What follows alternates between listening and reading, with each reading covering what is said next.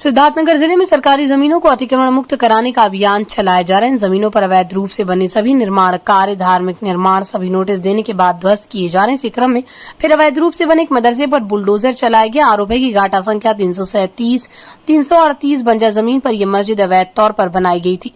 ध्वस्तीकरण की इस कार्रवाई के वक्त मौके पर मौजूद थी भारी पुलिस बल और प्रशासनिक अधिकारी। सिद्धार्थनगर में अब तक अवैध रूप से बने 37 मदरसों पर बुलडोजर चल चुका है। ये जिला नेपाल बॉर्डर से सट जाता है। इसमें कई महीनों से मस्जिद और मदरसों के खिलाफ एक्शन लिया जा रहा है। अप्रैल के महीने में कई मस्जिदों और मदरसों को नोटिस भी जारी किया गया, जिसके बाद कार्रवाई की गई। प्रशासन की इस कार्रवाई में तहसीलदार ने बताया कि तहसील में जितने भी मदरसे अवैध तौर पर बने हुए हैं उन सबको नोटिस जारी कर खाली कराया जा रहा है। आपको बता दें, नेपाल बॉर्डर से 15 किलोमीटर के दायरे पर अब तक अवैध रूप से बने करीब 37 मदरसों के खिलाफ ध्वस्तीकरण की कार्रवाई की जा चुकी है।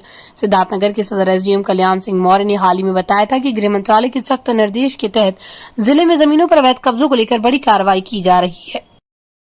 आपका अब्दुल मोबिन, कहाँ के रहने वाले हैं अभी? सिसौर शिवराज। अच्छा, किस कमेटी के अध्यक्ष थे, किस मदरसे और मस्जिद के? अब यही ढबरुआ थाने के बगल में मस्जिद और मदरसा बना हुआ था, बाप दादा ने बनाया था। किस नाम से था? मदरसा दारुल हुदा सिसौर शिवभाई। और मस्जिद का क्या नाम था? मस्जिद जामा मस्जिद था। तो आज तोड़ा गया है प्रशासन के द्वारा, क्या मामला था पूरा? उसमें 15C का नोटिस दिया था और उसके बाद उसमें हम लोग जवाब नहीं लगा पाए किसी वजह से, और उसके बाद आदेश हो गया। फिर हमने कायमी दाखिल किया और उसके बाद धारा 101 के तहत ज़मीन एक्सचेंज के लिए हम एक के बदले 1.5 ज़मीन देना भी तैयार थे देने के लिए, लेकिन उस पर भी हमारी कोई नहीं सुनवाई हुई। और आज सुबह 5 बजे ही बुलडोजर लगा के ध्वस्त कर दिया प्रशासन ने। कोर्ट नहीं गए थे आप? कोर्ट गए थे, लेकिन चूंकि अभी कोर्ट बंद चल रहा है इसलिए वहां से अभी कोई आदेश निर्देश हमको नहीं मिल पाया। क्या लगता है, जबरदस्ती तोड़ा गया है?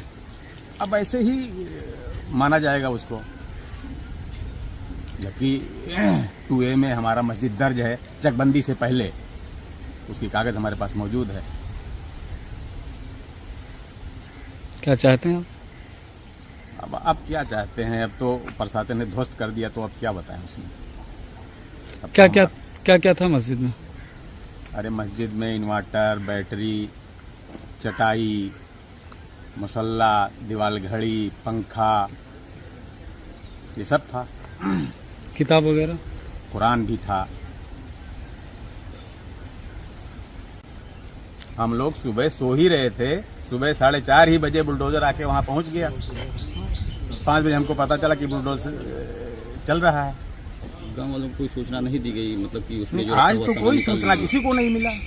अच्छा, नोटिस दी गई थी आप लोगों को? नहीं, नोटिस तो पहले 15C का नोटिस दिया गया था, लेकिन उस पर हम जवाब नहीं लगा पाए किसी कारणवश। अच्छा, तोड़ने की नोटिस नहीं दी गई थी आप लोगों को? नहीं, तोड़ने की नोटिस जब आदेश हुआ है उसके बाद देखिए 7 तारीख को नोटिस चिपकाए थे। नहीं, कुछ लोगों ने बताया कि 2 बार नोटिस चस्पा की गई, एक 22 तारीख लास्ट डेट था, एक 7 तारीख लास्ट डेट था। 7 तारीख को नोटिस चिपकाया है उन्होंने और 22 तारीख का डेट लगा हुआ था डिमोलेशन का। तो आज क्या नाम है आपका? मकबूल अहमद। कहाँ के रहने वाले हो आप? हम ग्राम सिसौर शिवभाई के रहने वाले हैं। अच्छा, आज आपके गांव में मदरसा और मस्जिद तोड़ी गई है, क्या मामला था? ये मदरसा और मस्जिद लगभग 55 से 60 वर्ष पहले कायम हुआ था बंजर भूमि पे।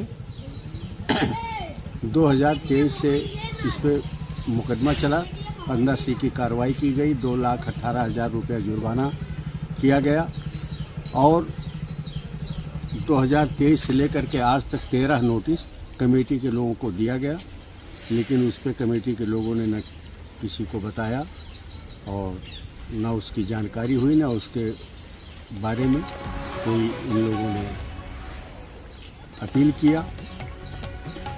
यही स्थिति वहाँ की है। कब ये तोड़ी गई है? ये आज सुबह जो है, पहले एक दिन मीटिंग की गई, एसडीएम महोदय थे, सीओ महोदय थे फोर्स के साथ। उन लोगों ने कहा, गांव के लोगों को इकट्ठा किया, कहा आप लोग अपनी मर्जी से तोड़ लेते हैं तो अच्छी बात है, आपकी बेइज्जती नहीं होगी और मानवता बस आप लोग मिलकर के इसको तोड़ लीजिए, हटा लीजिए, और अगर नहीं तोड़ेंगे तो फोर्स आकर के इसको तोड़ेगी।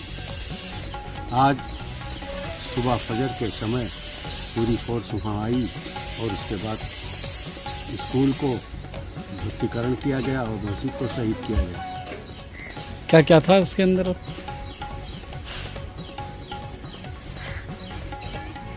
अब उसके अंदर यही चटाई फटाई रहता है, मैक वैक रहता है और वज़ू बनाने वाला पाइप वाइप लगा रहता है। कोई किताब उताब तो नहीं थी? किताब भी थी। कौन सी किताब थी उसमें? अब उसमें कलाम पाक की किताबें रहती हैं मस्जिद के अंदर। तो निकाल ली गई थी कि उसमें थी? इसके बारे में हमको जानकारी नहीं।